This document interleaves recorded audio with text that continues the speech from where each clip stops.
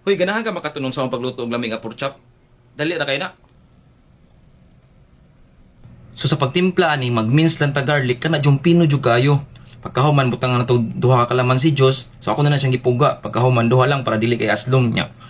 Pagkahuman para dili males pud ang yang kaparat dinhi mo maparat kay tungod sa kalamansi. Pagkahuman butangan na to siya black pepper powder,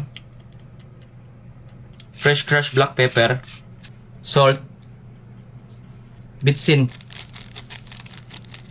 tubig, cornstarch mga 1 tablespoon lang. So ang purpose ani para mas mo crispy ang ato ang giluto. Flour. Pagkahuman nato lang siyang i-mix nga medyo mulapot-lapot siya. Nya ug tan-aw ninyo malapot ra kay siya, pun ilagay man tubig. So dapat ingnan niya yang naong na. O sa nyo ibutang sa breadcrumbs.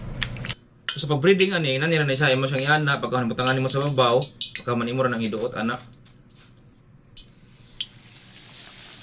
So kaning ako wala na nakuha og panit ug bukog. Nawasa na ko dukduka pero ganahan mo nga kuhaan yung panit o dukduk po ninyo, nakuhaan yung bukog, pwede ra kayo so depende na sa inyo ha.